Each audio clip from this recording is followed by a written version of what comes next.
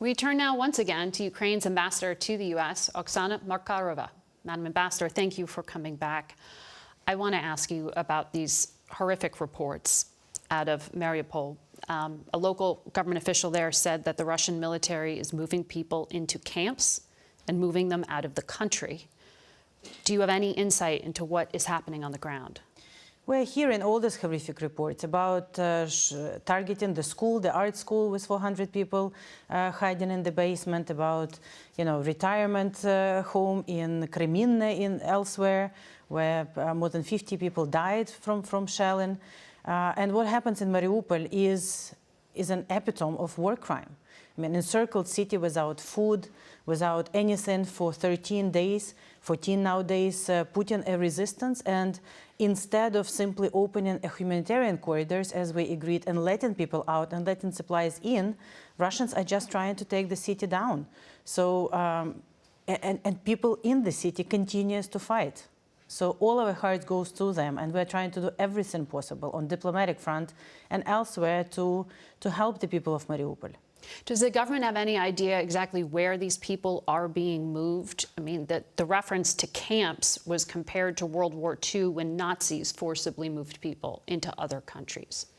Well, we saw it in, again, I don't want to say any information that we don't have the exact proof. I mean, we hear all the reports and have it, but we saw it also in the cities, smaller cities that were taken or occupied by Russians, where they would let people outside of the prison. They would try to either catch our mayors and imprison them, catch the activists and imprison them. So that's an MO of these war criminals. And we see the protest in all the cities, even in the cities like on a daily basis today in Kherson and others, people are coming out with protest against Russians, not only the armed forces, not only the police, but ordinary people. Everyone wants them to go home.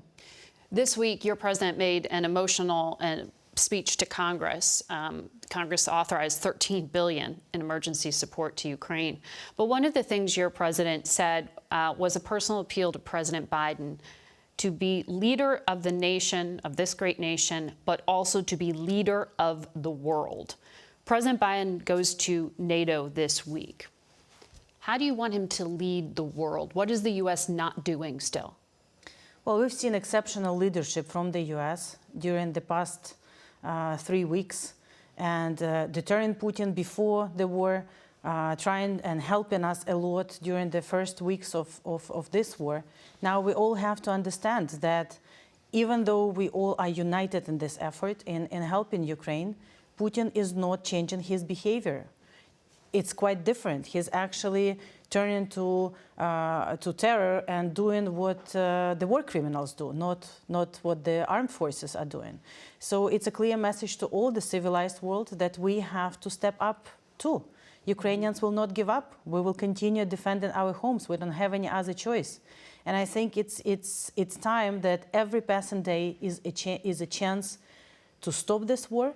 And every passing day, we have to be discussing, all of us together, the civilized world, the United States, NATO countries, but also others like China, discuss what is more we can do to stop it.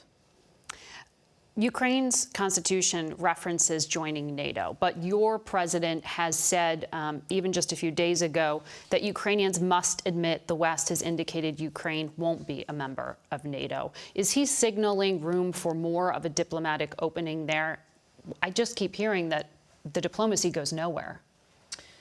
Well, look, let me be very undiplomatic here. So when murderous maniac catches somebody or attacks somebody on the streets of the city, do we ask a person, a victim, what is it you're ready to give up? Leg, arm to stay alive? What is it that you're ready to give up in order to be alive? No, we call the police, we stop this, and then we discuss what can we do to punish the criminal and help the victim. So I think this is where we are right now. We are fighting heroically, our armed forces and people, to defend our home. Now, of course, from the day one, our president said, we would like this to stop, we are ready to negotiate. Negotiate does not mean to surrender. We are not ready to give up on either our dreams or on the territorial sovereignty or integrity. But we are ready to negotiate, even with the brutal enemy, in order to stop it. And we are asking all of our friends and allies to help us to, A, fight successfully, but also to put all the pressure so that Russia negotiates. Secretary of State Blinken said this week that a simple withdrawal of troops by Russia won't meet the U.S. standard for lifting sanctions. Something more irreversible needs to happen here. What is he laying out here? What is the Ukrainian vision? Well, I will let Secretary Blinken to say what he said. But for us, clearly, I mean, it's a brutal attack. We've lost people. Many of our cities are destroyed and still are being destroyed. We've lost 60 universities completely. I mean, they are erased from the... So we need this to stop. They need to stop and get out from Ukraine. But we also need to be talking about reparations, about the security guarantees and everything else. We need to know that this attack, which I want to remind, is not the first attack. Russia attacked us in 2014. Russia attacked us in 1918. So we know that the goal that Russia has in this now, as it used to have in the past, is to destroy Ukraine. Ambassador, thank you for your time. As always, we'll be back in a moment. Thank you.